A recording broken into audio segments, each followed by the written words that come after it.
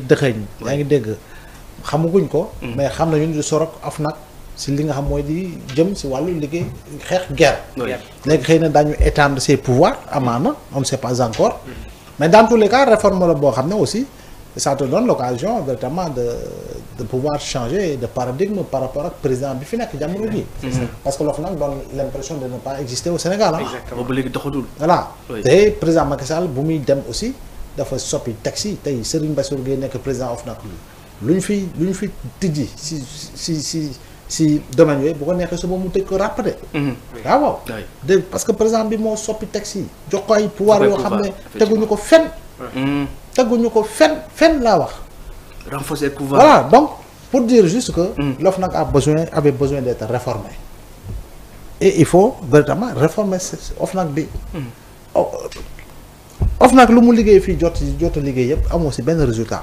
professeur lan nga jàpp ni que moom moo motivé woon bi les nominations.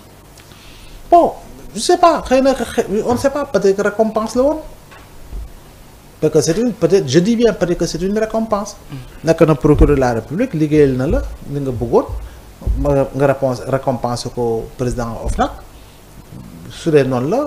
comme jamono jooju loolu lañ doon expliquer ci nomination boobu mais dans tous les cas xam nga OFNAC ay textes ñoo ko régir doo ñëw rek dàq nit ki tu peux pas. effectivement donc il faut nga jëm ci réforme. te bu ñu ko réformer effectivement ça te donnera l'occasion de choisir un autre profil. boo xam ne mën na liggéey dëgg ci li nga xam mooy xeex guerre.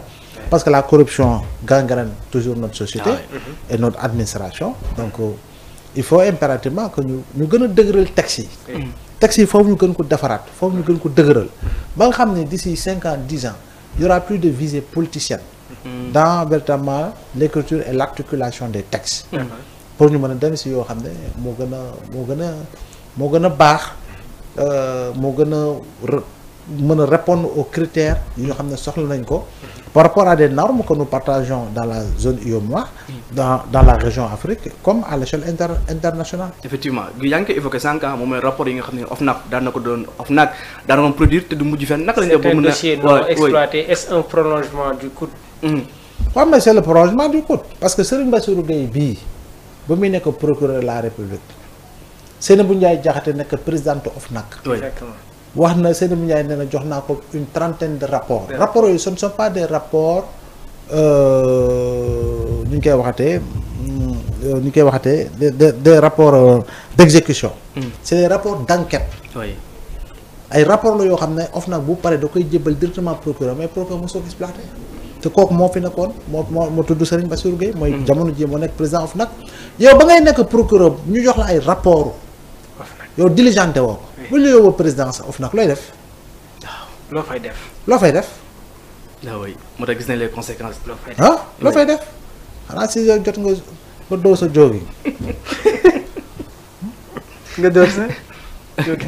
mais tamit la corruption mënuñu ko xeex te population bi aussi ànduñu si. non c'est un ensemble. oui c'est un ensemble. xeex guerre kañ moom c'est un ensemble. parce que autant il y a le corrompu autant il y a le corrupteur. effectivement et ñoom ñaar ñëpp participent véritablement à donner du volume à la corruption.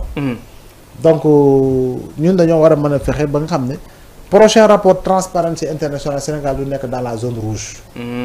parce que Sénégal depuis Abdoulaye Wade ba tey. le Sénégal est dans la zone rouge. il y a un défi à relever. voilà il y a un défi à relever. corruption nu mu gangréné suñu société dafa gàllankoor suñu envol économique. waaw. Il y a eu un sommet de la Baule où Mitterrand avait évoqué vraiment ce problème-là. pour wax ni Afrique bu ko xeexoon. l'Afrique n'aurait pas eu besoin d'aide internationale. mais ñun moom corruption bi. sonal nañu mu ngi fépp nag. te si administration bi la gën a law. oui effectivement surtout si administration benn projet aussi de loi bu ñu daal di jël bokk na ci l'accès à l'information mu nekk aussi li nga xam ne tamit ñoo ko doon xaar bu yàgg professeur. waaw je pense que c'est une bonne nouvelle l'accès à l'information a toujours été un problème. oui particulièrement pour les professionnels de l'information et de la communication.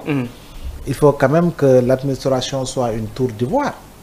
il faut quand même foo toll war a soxla information fii da ngay soxla information di liggéey woo la personne concernée mun na ok lan la woon nga wax ko rek saa yi après doot mun def injoignable. ah oui dootoo ko jotati. voilà ah oui da ngay woote ci direction communication zéro nga dugg ci ay site ay direction fii dernier article bi y a 7 ans la. Dernier article bu ñu fa publié il y a 7 ans. L'inactivité. L'inactivité Oui. pour véritablement un accès à l'information c'est tout un problème. Tout un problème.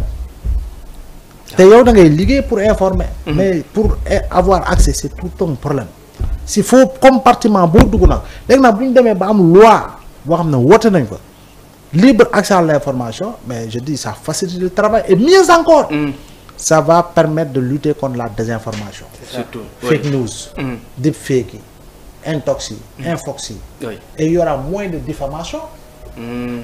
ndax dañuy am information bu vrai bi. voilà dina wàññeeku. oui il y aura moins de diffamation. effectivement beneen projet de loi parce que tamit toll na si ñeenti projet de loi yi nga xam ne tey daal nañ koy jël dem foofu ca conseil des ministres bokk na ci aussi li nga xam ne moom mooy projet de loi yu war a protéger ñi nga xam ne ñoo les lanceurs d'alerte. mu nekk aussi li nga xam ne tamit war nañ ko encadrer. loolu moom président annoncé na ko depuis. oui et je pense que su yegsee c'est également lu baax. waaye comme ni nga ko waxee dañ ko war a encadrer. parce que xam nga ñun Sénégal lañu nekk de. waaw Sénégal moo la encadrement bi. boo nee paa ba toog si bopp koñ ba moom ay bal teng si lay teg boo ko rombee rek fëgg ko benn. waaw ma ne ku romb wàcc otoom fëgg. Sénégal moo mel noonu. ah Sénégal moo mel noonu. voilà léegi bu ñu nee procédure. lanceur d'alerte rek Oui. di nga gis ku ne. ku jóg. ne xaaral lay boo taay gis naa ko. xam nga film oto. xaaral ma dem kii saay lanceur d'alerte la. combo il faut quand même que ñu encadrer ko. xam ne effectivement. Réguler. li nga xam ne dañu war a jël ak li nga xam ne véritablement waruñu ko jël. et que ñu xam ne lu baax lay doon mais quand même que l'on soit pas dans les excès.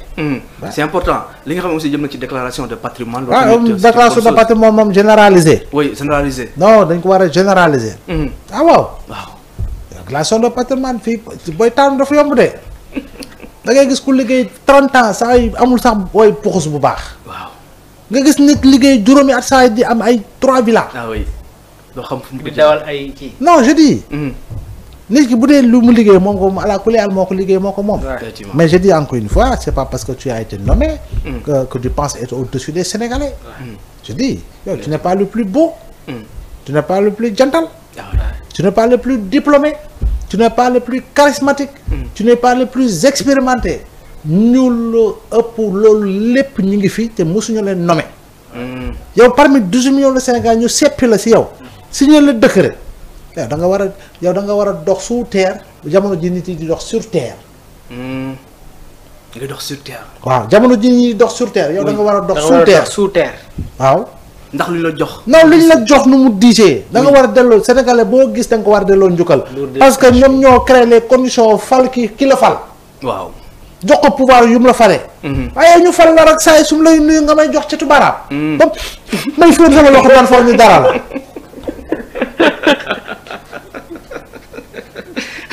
nga commencé saa yi naaj bu tàng bi. buñ tàngee sax buñ taxee si mbedd bi sax booy wax naan saa yi mu mel ni si seddaay nga dëkk. je dis mu mel ni saa yi yow si seddaay nga nekk si seddaay nga nekk te ñu ngi si en plein été nag gën ñu ne faa nga tàng jër. non je dis restons sur terre. c'est important. et ne pas prendre ce vol illusoire qui voudrait que l'on pense être au niveau de Saturne ou de Neptune. oui. Restons sur terre.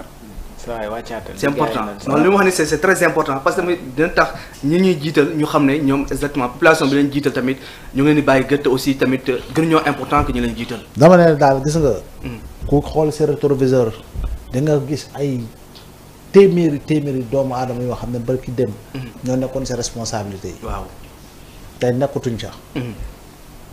yow xool rétroviseur rek. loolu yomb na yàgg di nga dellu foofu. déedéet am na ñoo xam ne démb da nga leen doon woo daawuñu la jël. oui tey ñooy wër di la woo yow. effectivement. c'est le karma. c'est le karma waaw. voilà bu dee tourné. lu ñu gis professeur ci ay réformes yi annoncé démb ci conseil des ministres ak tamit plan de redressement bi day mel ni ñu ngi dem vers un nouveau départ. oui mais ce nouveau départ là sénégalais yi kañ ñoom amorcé nañ ko le 25 mars. le 24 la woon le 25. 25 mars wala 25 mars. oui 2024. sénégalais amorcé nañ ce nouveau départ ba pare. yàgg na effectivement. léegi nag c'est l'accompagnement pour véritablement ñoom parce que si les gens réussissent ils ne réussissent pas pour eux ils réussissent pour le Sénégal. keneen bu dee Sénégalais yi dafa ne ok keneen laa bëgg kooku bu ñëwee day fekk lu baax wéy si lu baax li continuer pour gën a def lu baax. est-ce que duñ toll ci moment boo xamante ne dafa war a am benn union pour ñu dem ci l'essentiel. ah mais ku bañ daal. yaa bañ ku bañ mais ku bañ yaa bañ. waaw mais la majorité est autour de ce que tu dis. waaw ah su ma ko waxee c'est par rapport au résultat 54% pour 130 sur 165 députés.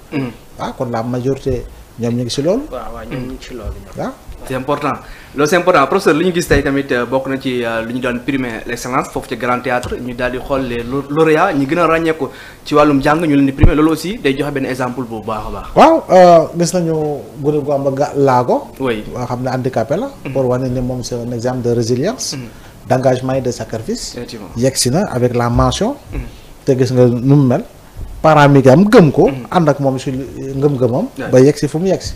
pour wane nag laago taxul nga toog feu rouge. waaw image buy waaw buy waaye wax tamit quand même. sa doom am laago taxul yow nga koy exposer pour mën ko jariñoo. oui voilà donc pour dire que autorités yi nañu gën a def investissement. si li nga xam mooy formation laago borom laago yi. centre verbotonal centre Talibou Dabo. recrutement d'enseignants.